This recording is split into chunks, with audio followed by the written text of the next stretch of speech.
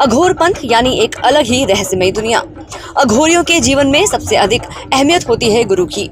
अघोरी कितनी भी कोशिश कर ले, लेकिन बिना गुरु के उसे सिद्धि नहीं मिलती। उनकी गुरु दीक्षा भी आम संत महात्माओं के मुकाबले काफी अलग होती है। अघोर पंथ में पुरुष और स्त्री दोनों ही दीक्षा ले सकते हैं, लेकिन उन्हें अपने गुरु पर अटूट विश्वास रखना पड़ता है। अघोर पंथ में दीक्षा 3 प्रकार की होती है। पहली होती है हृद दीक्षा।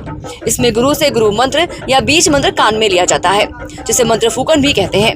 यह एकदम सरल दीक्षा है और इसे कोई भी ले सकता है। इसमें गुरु शिष्य के बीच कोई विशेष नियम बंधन नहीं होते।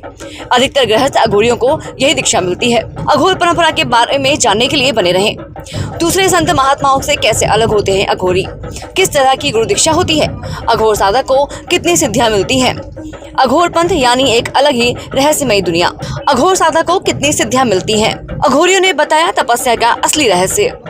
अघोरी शमशान में लाशों के बीच ही क्यों करते हैं साधना। दूसरी होती है शिरस्त्र दीक्षा।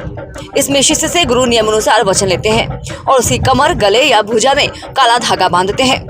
पुरुष की दाईं और स्त्री की बाईं भुजा में धागा बांधकर बीज मंत्र दिया जाता है। फिर गुरु अपने हाथ में जल लेकर शिष्य को आचमन कराता है। इसमें गुरु शिष्य के बीच कुछ नियम होते हैं जिन्हें गुरु निर्धारित करते हैं। ये नियम बहुत जटिल भी हो सकते हैं। तीसरी होती है रंभत दीक्षा। अघोर पंथ में सबसे मुश्किल, इसके नियम भी बहुत कठोर होते हैं। गुरु भी रंभत दीक्षा बहुत ही विलक्षण लोगों को देता है। इसी दीक्षा को लेने वाले शख्स पर गुरु का पूरा अधिकार हो जाता है। सिर्फ गुरु ही दीक्षा को वापस लेकर शिष्य को अपने बंधन से मुक्त कर सकता है। गुरु रंभत दीक्षा देने से पहले शिष्य को कई कसौटियों पर परखता है। शिष्य की परीक्षाएं लेकर शिष्य को आजमाता है। तब शिष्य पूर्ण परोपकारी, दया भावना, ईश्वर गुरु के प्रति लगन, आस्था, विश्वास वाला होता है। तब उसको रंभत दीक्षा का अधिकारी माना जाता है। इस दीक्षा के बाद ही शिष्य सही मायने में गुरु के संप्रदाय का असल अधिकारी बनता है। उत्तराधिकार प्राप्त शिष्य भी इसी श्रेणी के होते हैं। यह दीक्षा तभी सफल होती है जब शिष्य को अपने गुरु पर अटूट विश्वास हो। इसमें गुरु शिष्य को अघोर पंथ के सारे रहस्य बता देता है। वह गुप्त विद्याएं, गुप्त मंत्र भी देने से देर नहीं लगाते। गुप्त सिद्धियों का भी स्वामी हो जाता है और शिष्य उनके बताए नियमों को मानता है तो गुरु प्रसन्न होकर सारी सिद्धियां स्वयं दे देते हैं। आपने भी सोचा है अगर अघोरी बनने व अघोर विद्या सीखने या अघोर उपाय करवाने का, तो अब देरी किस बात की। अभी जुड़िए आपके अपने YouTube चैनल महाकाल अखाड़ा ज्योतिष अघोरपीठ उज्जैन से। अब आगे बात करते हैं गुरु शिष्य परंपरा के बारे में। शिष्य अपने गुरु के दिए मंत्रों का उच्चारण करके सिद्धियां हासिल करता है। उसे सिद्धियां एक साथ नहीं बल्कि धीरे धीरे मिलती हैं। वह जैसे जैसे साधना पथ पर आगे बढ़ता है उसे शक्तियां मिलने लगती हैं। साधक को कुल 18 सिद्धियां मिलती हैं। आइए जानते हैं कि ये सिद्धियां अघोरी को कौन सी शक्तियां देती हैं। सबसे पहले मिलती है रक्षण शक्ति।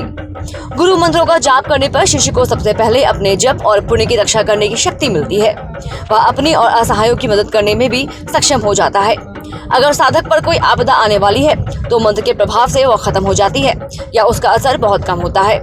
इसके बाद मिलती है गति शक्ति। गुरु दीक्षा से पहले अघोरी जिस योग और ध्यान में नाकाम हो चुका है, दीक्षा से मिले मंत्र के जाप से उसकी साधना में गति आने लगती है। वह सारी सिद्धियों को तेजी से हासिल करने लगता है। गति के बाद आती है कांति शक्ति। अघोरी को साधना पथ पर आगे बढ़ने के बाद यह शक्ति मिलती है।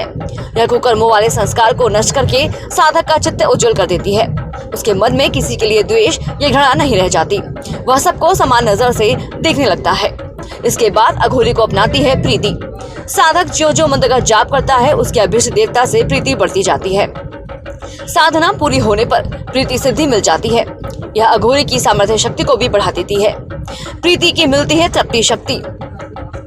अघोरी के मंत्र जाप के साथ उसकी अंतरात्मा में तृप्ति संतोष बढ़ता जाता है। इस गुरु मंत्र को सिद्ध करने के बाद अघोरी की वाणी में सामर्थ्य आ जाता है, यानी कि भविष्यवाणी सच हो जाती है और उनका श्राप और वरदान भी फलित होने लगता है। गुप्त व जल्दी फलित होने वाला गुरु मंत्र जानने व महाकाल अखाड़ा ज्योतिष अघोरपीठ उज्जैन से जुड़ने के लिए चैनल को सब्सक्राइब करें और लाइक शेयर भी करें। आज के लिए इतना ही। जय श्री महाकाल।